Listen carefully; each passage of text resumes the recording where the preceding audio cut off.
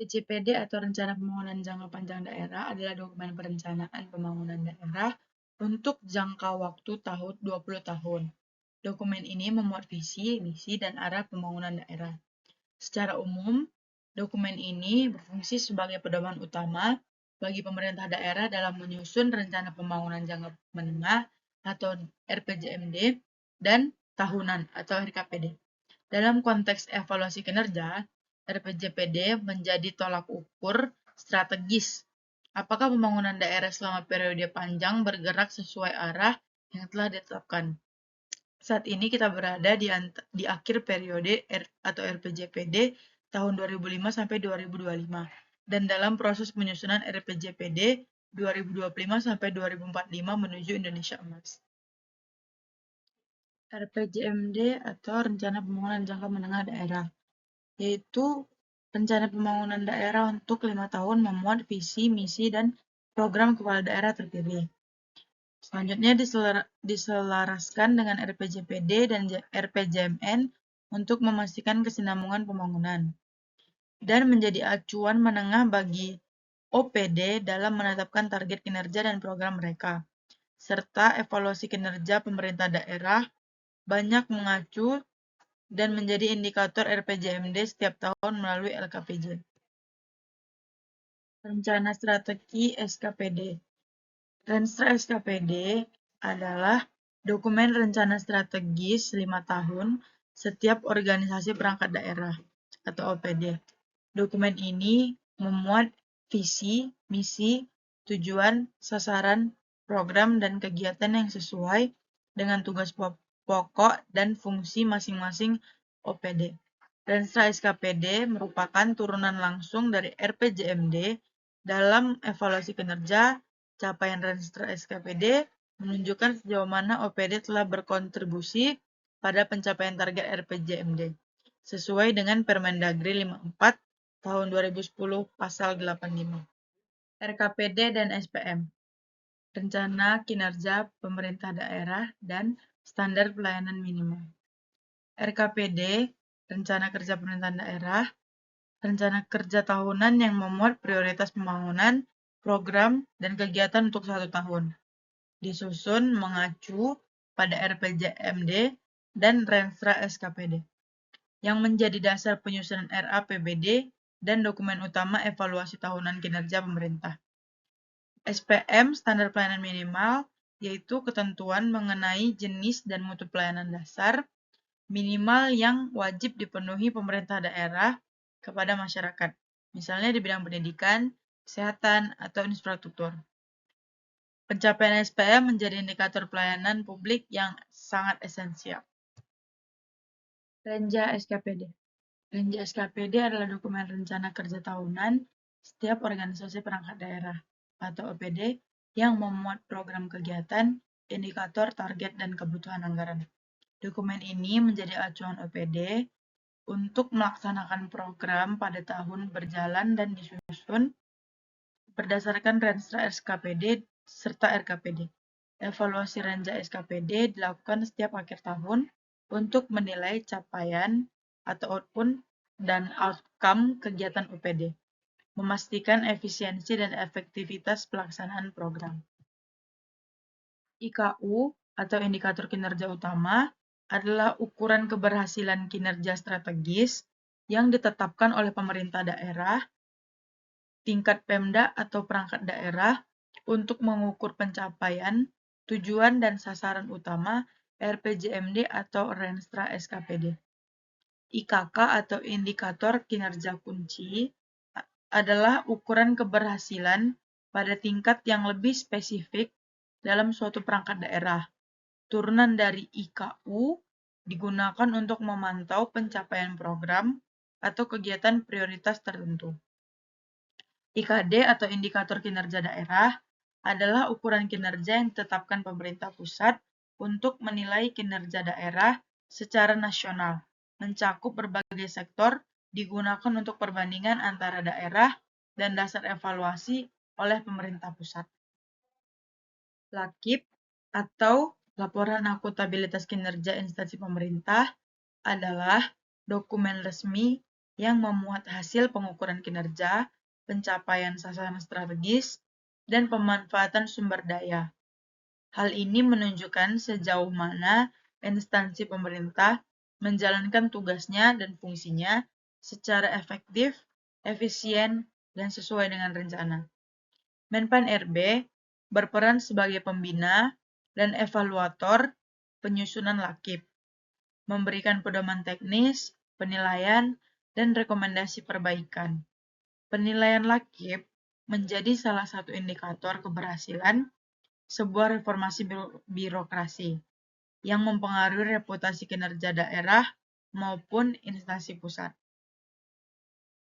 LKPJ Kepala Daerah kepada DPRD yang sebelumnya adalah LPJ Kepala Daerah kepada DPRD. Dasar hukum. Sebelumnya Undang-Undang Nomor 22 Tahun 1999 menjadi Undang-Undang 23 Tahun 2014. Sifat laporannya sebelumnya final dan perlu persetujuan DPRD, menjadi berketerangan dan tidak perlu persetujuan. Fungsinya sebelumnya pertanggungjawaban penuh, menjadi penyampaian keterangan evaluasi. Kewenangan DPRD sebelumnya menerima atau menolak laporan, menjadi memberi rekomendasi perbaikan. Dampak jika ditolak sebelumnya itu adalah implikasi politik jabatan kepala daerah. Namun sekarang hanya rekomendasi tersebut wajib tidak ditindaklanjuti. LKPJ atau laporan keterangan pertanggungjawaban kepala daerah kepada DPRD saat ini berfungsi untuk mengecek dan balance serta meningkatkan transparansi dan akuntabilitas pemerintah daerah. RLPPD yaitu dokumen ringkasan LPPD yang disampaikan kepada masyarakat. Isinya memuat informasi pokok mengenai capaian kinerja pemerintah daerah selama 1 tahun. Disajikan dengan bahasa yang sederhana dan mudah dipahami publik. Pergantian istilah dari LPPD menjadi RLPPD mempertegas fungsi dokumen sebagai ringkasan resmi dari LPPD yang wajib dipublikasikan serta terbuka melalui berbagai media. Tujuannya yaitu memastikan transparansi dan akuntabilitas serta memberikan ruang bagi masyarakat untuk ikut serta dalam mengawasi jalannya pemerintahan dan pembangunan di daerah tersebut. LPPD Menteri Dalam Negeri. Apa itu LPPD Mendagri? LPPD yaitu laporan penyelenggaraan pemerintahan daerah yang wajib disampaikan oleh kepala daerah kepada Menteri Dalam Negeri atau Mendagri di setiap akhir tahun anggaran. Ini merupakan gambaran komprehensif kinerja pemerintah daerah.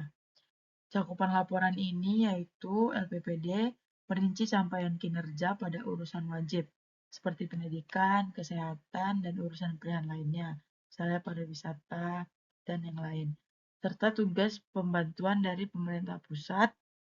Laporan ini juga mencakup indikator kinerja, realisasi program, penggunaan anggaran, kendala, dan strategi perbaikan.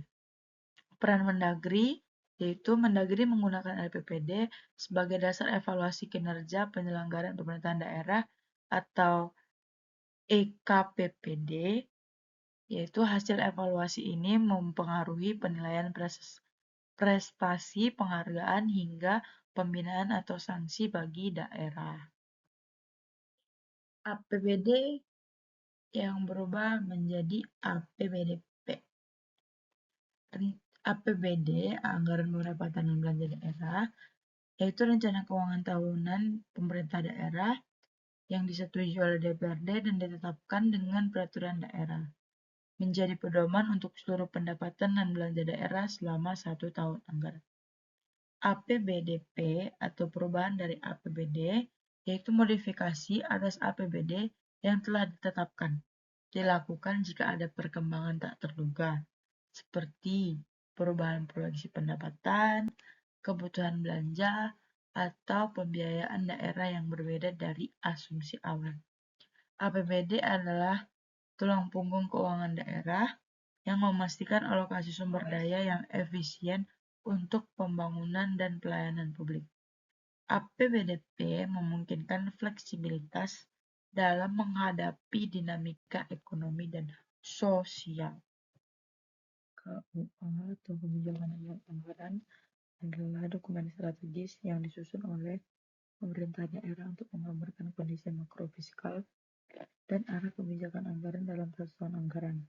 Dalam KUA dijelaskan bagaimana proyeksi pendapatan daerah, kebijakan belanja, kemampuan fiskal, sumber-sumber pembiayaan, hingga analisis perkembangan ekonomi daerah yang mempengaruhi kapasitas anggaran. Dokumen ini juga memuat sasaran-sasaran pembangunan daerah yang ingin dicapai, serta memberikan gambaran strategis mengenai prioritas umum yang akan menjadi dasar penyusunan APBD. Dengan kata lain, KUA bersifat makro, strategis, dan menjadi pikiran awal dalam menentukan arah kebijakan fiskal daerah. Setelah KUA ditetapkan sebagai dasar, pemerintah daerah menyusun PPAS atau Prioritas dan Platform Anggaran Sementara. PPAS merupakan dokumen yang lebih teknis dan operasional karena memuat penjabaran prioritas pembangunan ke dalam program dan kegiatan, lengkap dengan platform anggaran sementara yang dialokasikan pada setiap urusan pemerintahan, perangkat daerah, dan besaran pembangunan. Platform anggaran ini berfungsi sebagai batas maksimal pembiayaan bersyarat sementara yang akan dipatuhi oleh setiap perangkat daerah saat menyusun rencana dan anggaran RKA.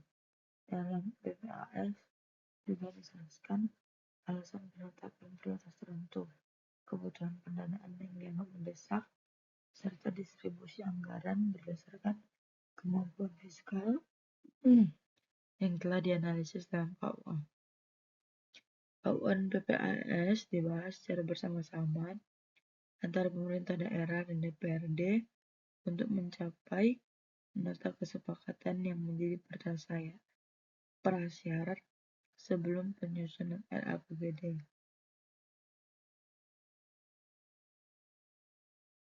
Hubungan keduanya bersifat berjenjang.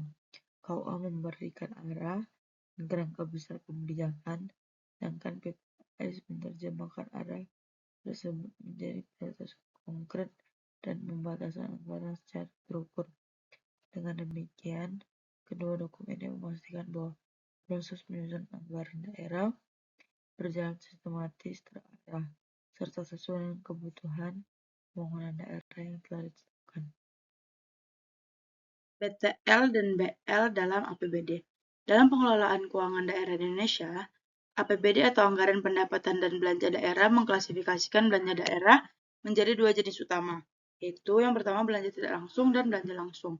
Belanja tidak langsung adalah pengeluaran anggaran yang tidak secara langsung terkait dengan pelaksanaan program dan kegiatan pemerintahan daerah. Belanja ini bersifat wajib dan berkaitan dengan keberlangsungan pemerintahan. Bersifat rutin dan wajib dibayar, tidak terikat langsung pada output tertentu, seperti pembangunan fisik atau layanan spesifik. Dianggarkan berdasarkan perhitungan standar, misalnya jumlah pegawai dan ketentuan perundangan. Komponen utama BTL yaitu yang pertama belanja pegawai, gaji, tunjangan, dan pembayaran lain kepada PNSD, non-PNS, dan pejabat daerah. Kedua, belanja bunga, utang pokok, dan bunga utang daerah. Ketiga, belanja subsidi. Alokasi untuk badan usaha atau masyarakat, misalnya subsidi tarif angkutan umum. Belanja hibah, bantuan kepada pemerintah di bawahnya atau organisasi, misalnya hibah ke desa. Belanja bagi hasil, transfer kepada pemerintah di bawahnya. Belanja bantuan sosial, bantuan untuk masyarakat miskin atau terdampak bencana, misalnya bansos, tunai. Belanja bantuan keuangan untuk provinsi, kabupaten, kota, atau desa. Dan belanja tidak terduga untuk keadaan darurat, misalnya bencana alam dan krisis. Yang kedua, belanja langsung. Belanja langsung adalah pengeluaran anggaran yang secara langsung terkait dengan pelaksanaan program dan kegiatan pemerintah daerah untuk mencapai hasil atau output.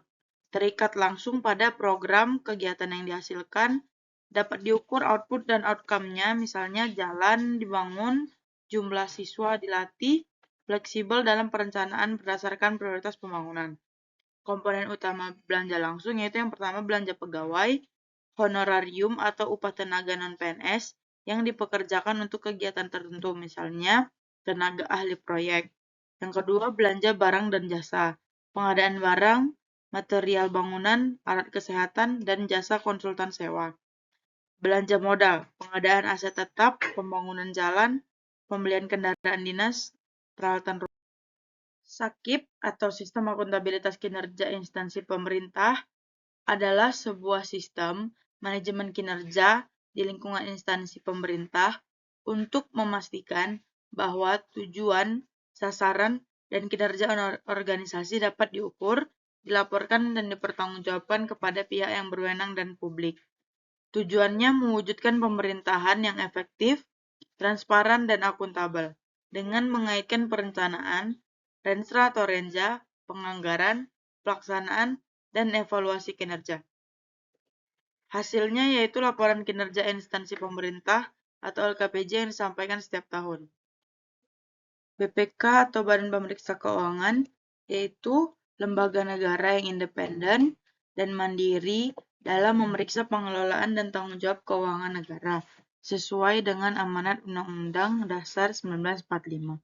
Fungsinya itu sebagai eksternal auditor bagi seluruh entitas pengelola keuangan negara seperti pemerintah pusat, pemerintah daerah, BUMN, BUMD, dan lembaga negara lainnya.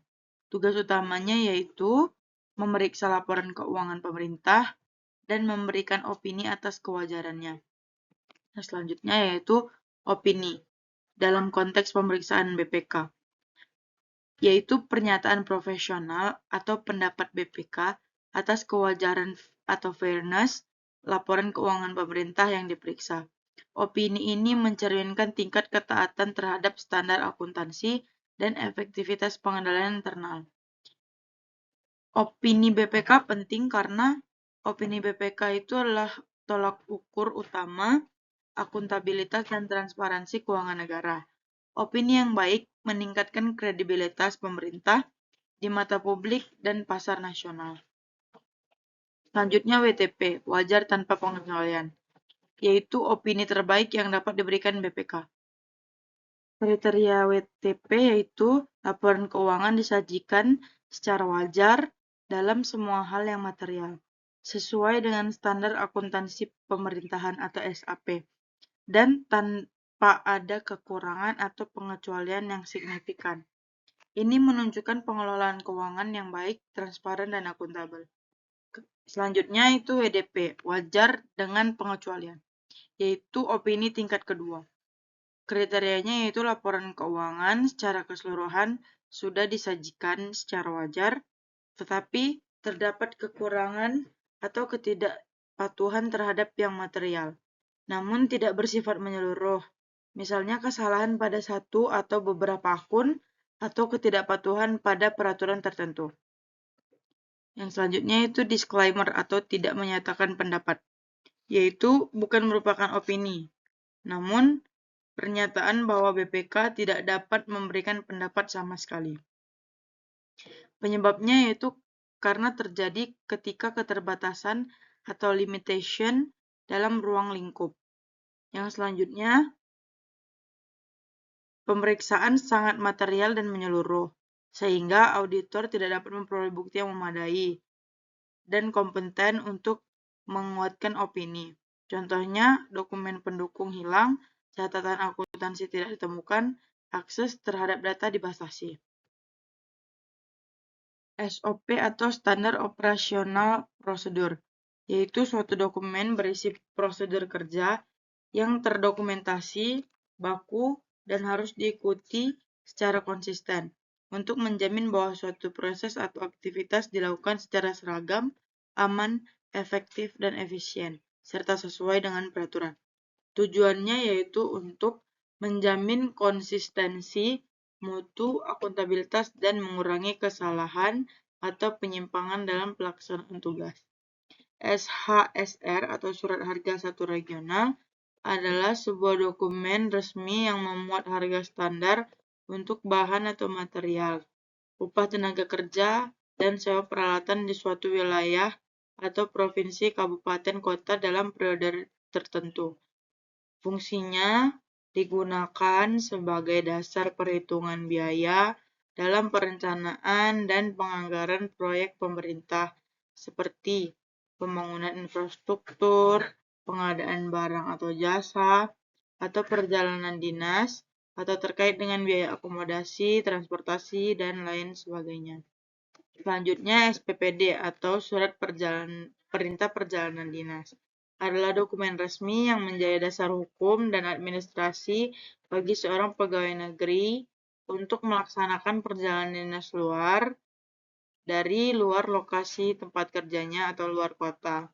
Memuat identitas pejabat yang memberi perintah, pegawai yang diberi tugas, tujuan, lama perjalanan, keperluan, serta rincian pembiayaan yang disesuaikan dengan SHSR. Fungsinya yaitu sebagai bukti untuk pengajuan biaya yang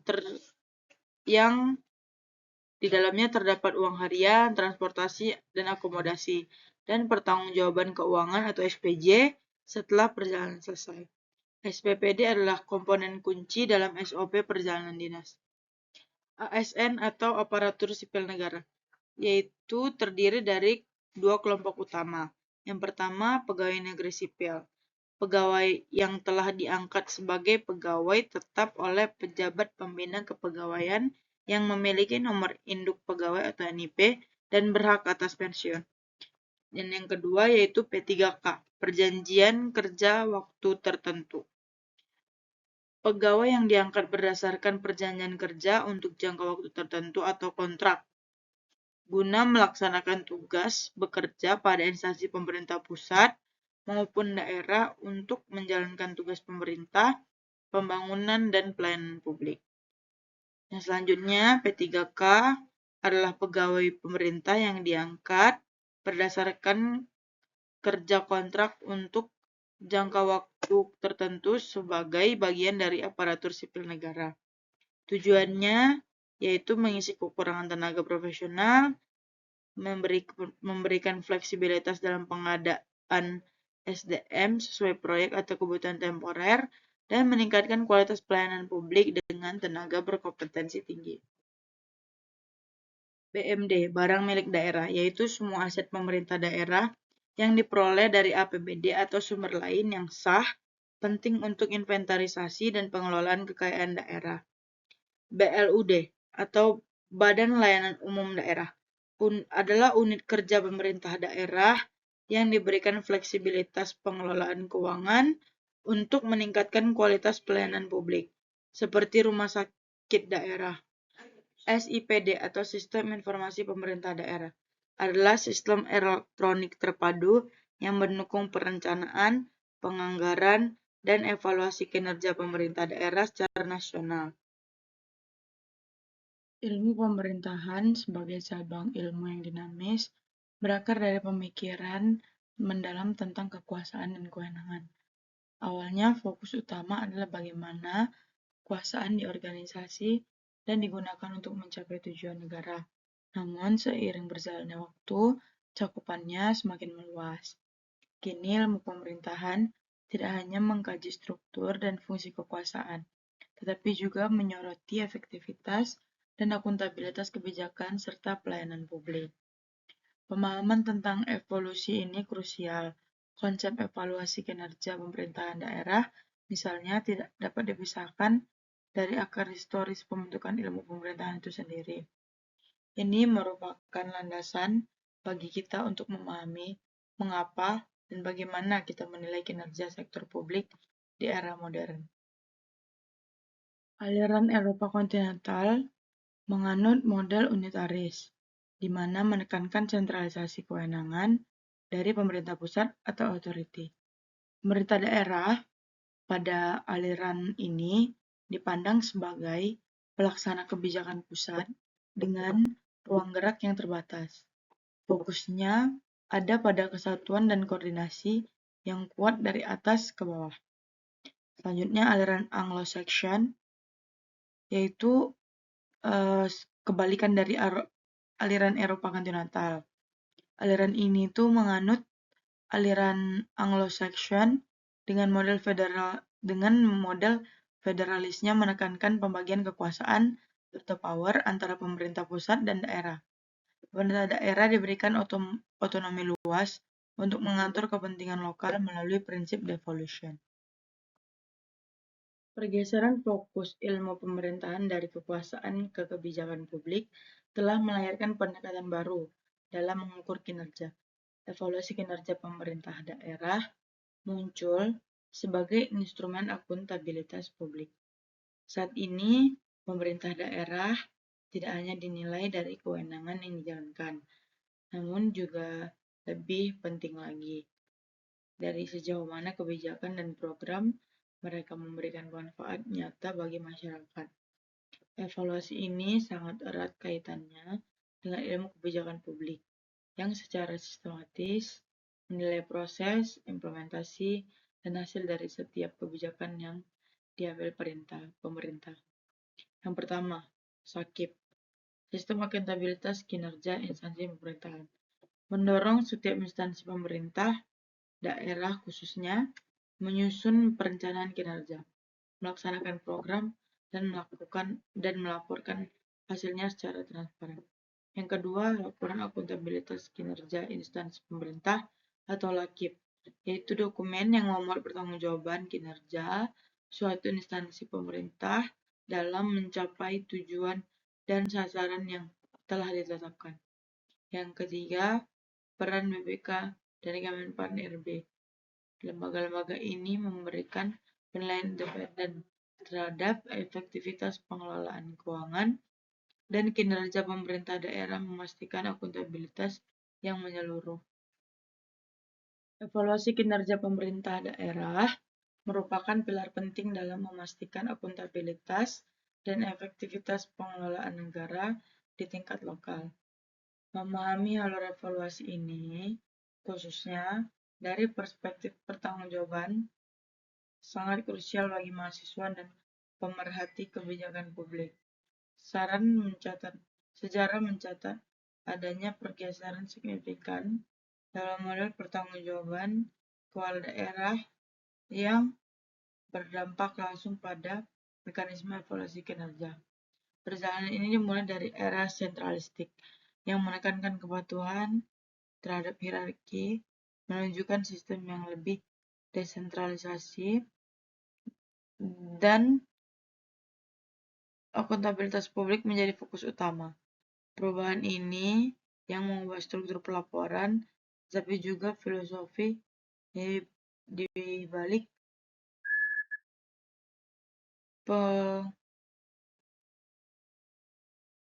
Menurut Undang-Undang Nomor 5 Tahun 1974 tentang pokok-pokok pemerintahan di daerah, sistem pertanggungjawaban kepala daerah dirancang secara vertikal, menggambarkan kuatnya kendali pemerintah pusat terhadap jalannya pemerintahan di daerah. Dalam model ini, hierarki pelaporan sangat jelas dan bertingkat. Yang pertama, kepala daerah atau gubernur, dan selanjutnya kepala daerah 2, bupati atau wali kota. Yang pertama, kepala daerah tingkat 1, gubernur, bertanggung jawab langsung kepada menteri dalam negeri dan presiden. Kepala daerah yang kedua, bupati kota, bertanggung jawab kepada gubernur dan kemudian kemudian kepada menteri dalam negeri dan selanjutnya kepada presiden. Pada masa ini, meskipun kepala daerah juga memberikan keterangan pertanggungjawaban kepada Dewan Perwakilan Rakyat atau DPRD, peran DPRD masih sangat terbatas. Mereka berfungsi lebih sebagai lembaga konsultatif tanpa kekuatan politik untuk menilai atau bahkan menolak laporan kinerja kepala daerah. Pola ini secara fundamental mencerminkan sistem politik yang sangat sentralistik, di mana fokus evaluasi terus menyerang kinerja lebih kepada kepatuhan terhadap kebijakan dan arahan dari hasil konkret dalam pelayanan publik atau pembangunan daerah.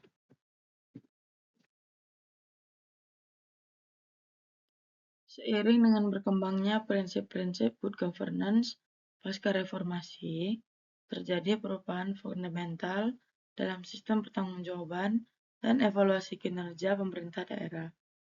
Pergeseran ini menandai transisi dari model sentralistik ke pendekatan yang lebih desentralistis dan partisipatif. Kepala daerah kini tidak hanya bertanggung jawab secara administratif ke atas, tetapi juga secara politik kepada masyarakat melalui Dewan Perwakilan Rakyat Daerah, itu DPRD, yang memiliki peran lebih kuat. Yang pertama, akuntabilitas politik. Kepala daerah bertanggung jawab langsung kepada Dewan Perwakilan Rakyat Daerah sebagai representasi masyarakat, sehingga DPRD memiliki kewenangan untuk menilai dan menolak laporan pertanggungjawaban. Yang kedua, orientasi hasil pembangunan. Evaluasi kinerja lebih fokus pada dampak dan hasil nyata dari program-program pembangunan serta pelayanan publik yang dirasakan langsung oleh masyarakat. Yang ketiga, partisipasi masyarakat. Adanya dorongan untuk melibatkan masyarakat dalam proses perencanaan, pelaksanaan, dan pengawasan pembangunan di daerah.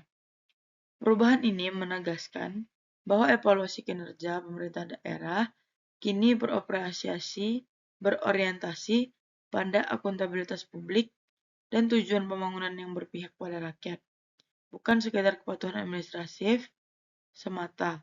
Hal ini mendorong perkembangan daerah untuk lebih responsif dan inovatif dalam memenuhi kebutuhan dan aspirasi dari masyarakat. Alur evaluasi kinerja pemerintahan daerah dilihat dari alur pertanggungjawaban. Menurut Undang-Undang Nomor 5 Tahun 1974 tentang pokok-pokok pemerintahan daerah, pertanggungjawaban kepala daerah bersifat vertikal dan menunjukkan kuatnya kendali pemerintah pusat terhadap daerah. Dalam model tersebut, kepala daerah tingkat 1 atau gubernur bertanggung jawab kepada Menteri Dalam Negeri dan Presiden, sedangkan kepala daerah tingkat 2, Bupati Wali Kota, bertanggung jawab kepada gubernur, kemudian ke Menteri Dalam Negeri, dan selanjutnya ke Presiden. Selain itu, kepala daerah juga memberi keterangan pertanggungjawaban kepada DPRD, namun peran DPRD saat itu masih bersifat konsultatif, belum memiliki kekuatan politik untuk menilai atau menolak laporan kepala daerah. Pola ini mencerminkan sistem pemerintahan sentralistik, di mana evaluasi kinerja pemerintahan daerah lebih menekankan kepatuhan terhadap kebijakan pusat daripada hasil pelayanan publik. Dengan berkembangnya prinsip good governance pasca reformasi, sistem pertanggungjawaban berubah menjadi desentralistis dan partisipatif, di mana kepala daerah kini juga bertanggung jawab secara politik kepada masyarakat melalui DPRD. Pergeseran ini menunjukkan bahwa evaluasi kinerja pemerintahan daerah kini berorientasi pada akuntabilitas publik dan hasil pembangunan, bukan sekedar kepatuhan administratif. Undang-Undang Nomor 22 Tahun 1999 tentang pemerintahan daerah menandai perubahan besar dalam sistem pertanggungjawaban kepala daerah di Indonesia. Berbeda dengan sistem sebelumnya yang bersifat sentralistik, undang-undang ini memperkenalkan prinsip desentralisasi dan otonomi daerah secara luas. Dalam model ini, kepala daerah tidak lagi semata-mata bertanggung jawab secara vertikal kepada pemerintah pusat, tetapi juga secara horizontal kepada DPRD sebagai wakil rakyat daerah.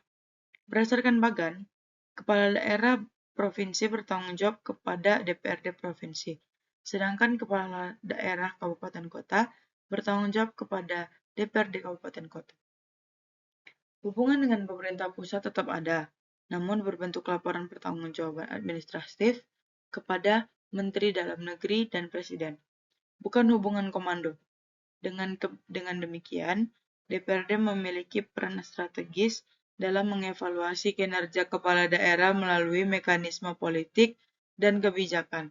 Alur ini menunjukkan bahwa evaluasi kinerja pemerintahan daerah mulai berorientasi pada akuntabilitas publik dan demokrasi lokal. Keberhasilan kepala daerah tidak hanya diukur dari kepatuhan terhadap pusat, tetapi dari kemampuan mereka menjalankan pemerintahan yang efektif, transparan, dan responsif terhadap kebutuhan masyarakat. Sistem ini menjadi tonggak penting dalam evolusi pemerintahan daerah menuju tata kelola yang lebih partisipatif dan berkeadilan. Model pertanggungjawaban kepala daerah berdasarkan kedua undang-undang ini menunjukkan sistem yang lebih komprehensif dan akuntabel, melibatkan pemerintah pusat, DPRD, dan masyarakat. Kepala daerah wajib menyampaikan yang pertama, laporan penyelenggaraan pemerintahan daerah atau LPPD kepada pemerintah pusat sebagai bentuk pertanggungjawaban administratif atas pelaksanaan urusan pemerintahan. Laporan keterangan pertanggungjawaban atau LKPJ kepada DPRD yang berfungsi sebagai bahan pengawasan dan evaluasi terhadap kinerja kepala daerah. Informasi penyelenggaraan pemerintahan daerah atau IPPD atau RPPD kepada masyarakat agar publik dapat menilai transparansi dan hasil kerja pemerintah daerah. Model ini menandai pergeseran paradigma pertanggungjawaban dari yang bersifat vertikal atau ke atas menjadi multi arah ke pusat, DPRD, dan masyarakat. Artinya, kinerja kepala daerah kini dievaluasi tidak hanya oleh pemerintah pusat, tapi juga oleh wakil rakyat dan masyarakat secara langsung, sesuai prinsip good governance, yaitu akuntabilitas, transparansi, dan partisipasi publik. Berdasarkan Undang-Undang Nomor 6 Tahun 2014 tentang Desa, pertanggungjawaban kepala desa mencakup 3 arah utama, yaitu kepada Bupati atau Wali Kota, Badan Pemusyawaratan Desa atau BPD, dan masyarakat desa. Kepala desa menyampaikan laporan penyelenggaraan pemerintah desa atau LPPD desa setiap akhir tahun anggaran sebagai bentuk pertanggungjawaban administratif pada pasal 27 huruf A. Selanjutnya, kepala desa memberikan laporan keterangan penyelenggaraan pemerintahan desa atau LKPP desa sebagai bahan evaluasi dan pengawasan kinerja pemerintahan desa pada pasal 27 huruf B. Yang terakhir, kepala desa wajib menyampaikan informasi penyelenggaraan pemerintahan desa atau IPPD agar masyarakat mengetahui dan menilai kinerja pemerintah desa pada pasal 27 huruf C. Perbedaan jumlah panah pada bagan atau 1 ke BPD dan 2 ke DPRD pada model sebelumnya menunjukkan bahwa hubungan kepala desa dengan BPD bersifat konsultatif dan pengawasan internal desa, bukan hubungan politik seperti antar kepala daerah dan DPRD. Artinya BPD tidak memiliki kewenangan untuk menolak pertanggungjawaban kepala desa, tetapi hanya memberikan masukan dan pengawasan agar pemerintahan desa berjalan transparan, akuntabel, dan partisipatif. Yang selanjutnya, kinerja perencanaan daerah. Visi dari Kabupaten X yaitu terwujudnya Kabupaten X yang damai, maju, sejahtera, demokratis, dan tangguh serta berdaya saing di atas landasan cinta kasih, kejujuran, keadilan, dan kerja keras. Dibandingkan dengan visi Kabupaten Y, yaitu Kabupaten Y yang maju, berbasis budaya, yang unggul di bidang kelautan dan perikanan, pariwisata, serta perikanan, dan visi Kabupaten Langkat, yaitu menuju Langkat maju, sehat, sejahtera, religius, dan berkelanjutan. Misi Kabupaten Langkat, yaitu yang pertama menuntaskan kemiskinan masyarakat termarginal dan nelayan pesisir, meningkatkan pembangunan infrastruktur dan kawasan layak huni yang berkualitas dan merata di seluruh wilayah Kabupaten Langkat, kehidupan sehat dan sejahtera dengan meningkatkan pembangunan sarana dan prasarana kesehatan dalam pengentasan stunting, serta peningkatan integrasi layanan primer dan penurunan angka kematian ibu dan bayi baru lahir, pendidikan berkualitas dan untuk SDM yang religius melalui pembinaan keimanan, dan ketakwaan serta pelestarian budaya di masyarakat, meningkatkan pertumbuhan ekonomi melalui sektor unggulan untuk menciptakan lapangan kerja dan meningkatkan pendapatan asli daerah, menyelenggarakan sistem tata kelola pemerintahan yang baik, dan pemerintah yang bersih atau clean government dengan mudah, cepat, tuntas dengan penerapan sistem pemerintahan berbasis teknologi elektronik atau SPBE, serta memelihara hubungan yang harmonis antara eksklusif legislatif dan yudikatif, dan yang terakhir mengelola dan memberdayakan sumber daya alam berbasiskan pelestarian lingkungan hidup dan agroindustri yang berkelanjutan. Menurut Anda, yang memiliki kompetensi administrasi pemerintahan daerah, jika Anda terlibat dan mengikuti dalam penyusunan dokumen perencanaan, kira-kira visi mana yang menurut Anda sesuai dan yang mudah Anda kerjakan? Sebagai seorang dengan kompetensi administrasi pemerintahan daerah, visi yang saya anggap paling sesuai dan mudah dikerjakan yaitu menuju langkah maju, sehat, sejahtera, religius, dan berkelanjutan. Alasannya karena visi ini bersifat komprehensif dan inklusif, mencakup aspek pembangunan fisik atau infrastruktur, sosial, kesehatan pendidikan, ekonomi, pertumbuhan ekonomi dan lapangan kerja, budaya, dan lingkungan yang berkelanjutan. Selanjutnya, visi ini juga dapat diukur dan diuraikan ke dalam misi-misi yang konkret dan bisa dioperasionalkan melalui program-program pemerintah daerah.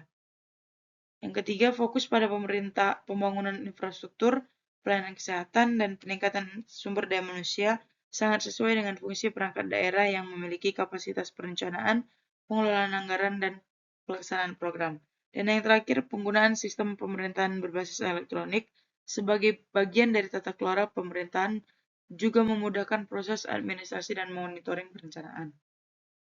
Sebagai seorang yang memiliki kompetensi administrasi pemerintahan daerah, coba Anda bandingkan dengan visi kabupaten kota Anda dengan kedua visi dari Kabupaten X dan Y di atas. Menurut Anda mana yang sesuai dan yang mudah dikerjakan oleh perangkat daerah? Sebagai seorang yang berkompetensi di bidang administrasi pemerintahan daerah, saya berpendapat bahwa visi Kabupaten Langkat lebih sesuai dan mudah untuk dikerjakan oleh perangkat daerah dibandingkan dengan visi Kabupaten X dan Y. Visi Langkat yaitu menuju Langkat maju, sehat, sejahtera, religius, dan berkelanjutan, bersifat lebih komprehensif, terukur, dan operasional. Visi ini mencakup aspek pembangunan yang holistik, mulai dari kesehatan, pendidikan, ekonomi, dan tata kelola pemerintahan, hingga lingkungan sehingga dapat dengan mudah dijabarkan ke dalam misi dan program kerja yang konkret oleh berbagai satuan kerja perangkat daerah. Selain itu, visi ini didukung oleh pendekatan berbasis teknologi melalui sistem pemerintahan berbasis elektronik yang memudahkan koordinasi, pemantauan, dan evaluasi pelaksanaan program. Di sisi lain, visi Kabupaten X yang menekankan dimensi nilai moral seperti damai, demokrasi, tangguh, dan berdaya saing dengan landasan cinta kasih, kejujuran, dan keadilan cenderung lebih filosofis dan sulit diukur secara langsung, sehingga memerlukan transformasi budaya kerja yang mendalam dan koordinasi lintas sektor yang kompleks. Sementara itu, visi Kabupaten Y yang fokus pada sektor unggulan berbasis budaya lokal dan sektor kelautan, perikanan, pariwisata, serta pertanian memang lebih spesifik dan mudah dioperasionalkan oleh dinas terkait, tetapi kurang menyentuh aspek sosial, kesehatan, dan tata kelola pemerintahan secara menyeluruh. Oleh karena itu, visi Langkat dinilai paling seimbang antara kelengkapan cakupan, kemudahan implementasi, dan kesesuaian dengan kapasitas perangkat daerah dalam menjalankan fungsi administrasi pelayanan publik. Sebagai seseorang dengan kompetensi administrasi pemerintah daerah, saya perlu menjelaskan hubungan yang saling terkait antara jumlah misi, masa jabatan pimpinan kepala daerah, kebijakan umum anggaran dan prioritas serta plafon anggaran sementara. Keterkaitan misi dengan visi serta perangkat daerah yang diperlukan untuk mengimplementasikannya secara konkret. Pertama, jumlah misi kabupaten kota harus selaras dengan masa jabatan kepala daerah yang berlangsung selama 5 tahun. Misi-misi tersebut merupakan penjabaran operasional dari visi daerah dan harus dapat dicapai dalam satu periode kepemimpinan. Setiap misi harus terpetakan dalam program dan kegiatan yang realistis, terukur, dan terjadwal selama 5 tahun tersebut. KUA PPAS berperan sebagai instrumen perencanaan fiskal tahunan yang mentransformasikan misi-misi tersebut ke dalam alokasi anggaran. KUA menetapkan arah kebijakan anggaran berdasarkan prioritas misi, sementara PPAS menentukan plafon anggaran sementara untuk setiap SKPD sesuai dengan tugas dan fungsi mereka dalam mendukung pencapaian misi. Dengan demikian, keterkaitan antara misi masa jabatan dan KUA PPAS bersifat hierarkis dan sistematis. Visi dijabarkan menjadi misi-misi, diuraikan menjadi program prioritas dianggarkan melalui KUA PPAS dan seluruhnya dilaksanakan dalam kurun waktu 1 periode kepemimpinan. Kedua, isi misi tidak boleh lepas dari isi visi. Visi adalah gambaran ideal jangka panjang, sedangkan misi adalah langkah-langkah strategis untuk mencapainya. Misalnya, visi Kabupaten Langkat yang mencakup maju, sehat, sejahtera, religius, dan berkelanjutan langsung tercermin dalam 7 misinya, seperti penuntasan kemiskinan, peningkatan infrastruktur, penguatan kesehatan, pendidikan berkualitas, pertumbuhan ekonomi, tata kelola pemerintahan yang baik, dan pengelolaan sumber daya alam berkelanjutan. Setiap misi harus secara eksplisit mendukung satu arah atau lebih dimensi visi, sehingga tidak ada misi yang berdiri sendiri atau keluar dari koridor visi yang telah ditetapkan. Ketiga, untuk mengimplementasikan visi dan misi tersebut, diperlukan perangkat daerah yang relevan dan memiliki kapasitas yang memadai.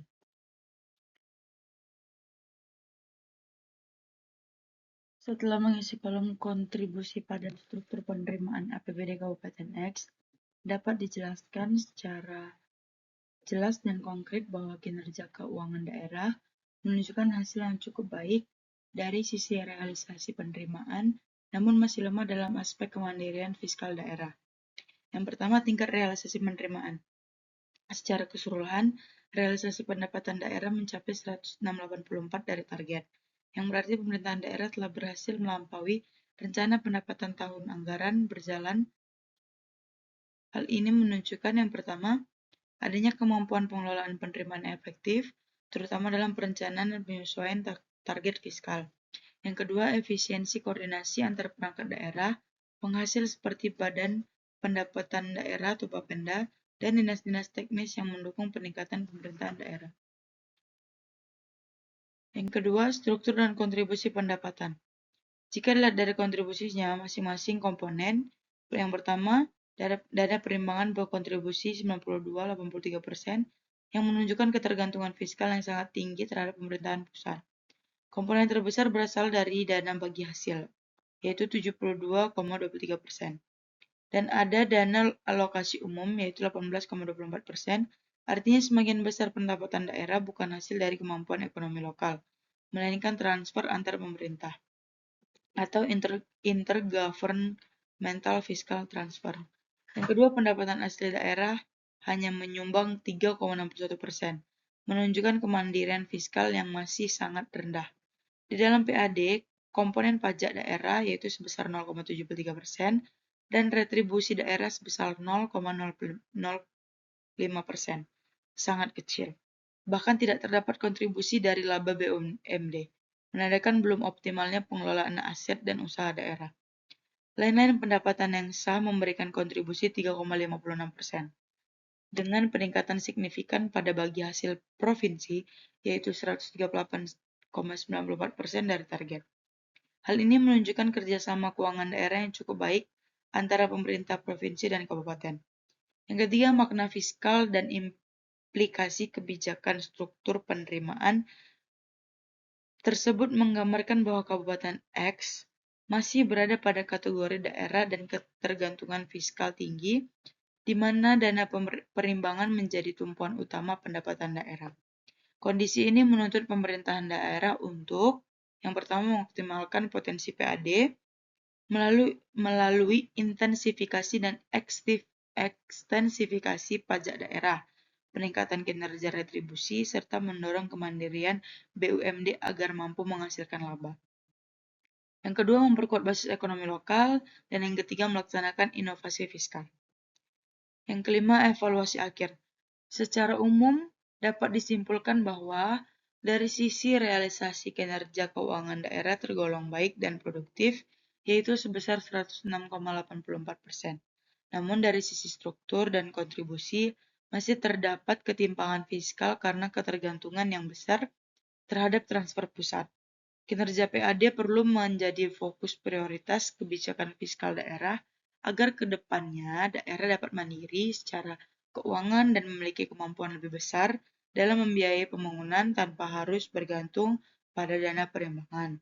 Dengan demikian, Kabupaten X telah berhasil menjaga efektivitas fiskal melalui capaian realisasi penerimaan yang tinggi, tetapi belum sepenuhnya efisien dan mandiri secara fiskal karena ketergantungan pada dana perimbangan masih mendominasi lebih dari 90% total penerimaan daerah. Pemerintah daerah perlu memperkuat PAD dan BUMD sebagai instrumen utama kemandirian fiskal, guna mewujudkan tata kelola keuangan yang berkelanjutan, akuntabel, dan berorientasi pada kesejahteraan masyarakat. Setelah menganalisis data struktur belanja Kabupaten X, dapat disimpulkan bahwa pola belanja daerah ini telah mengarah pada format yang ideal, di mana porsi belanja langsung sebesar 67,06% lebih besar daripada belanja tidak langsung, yaitu 32,94%.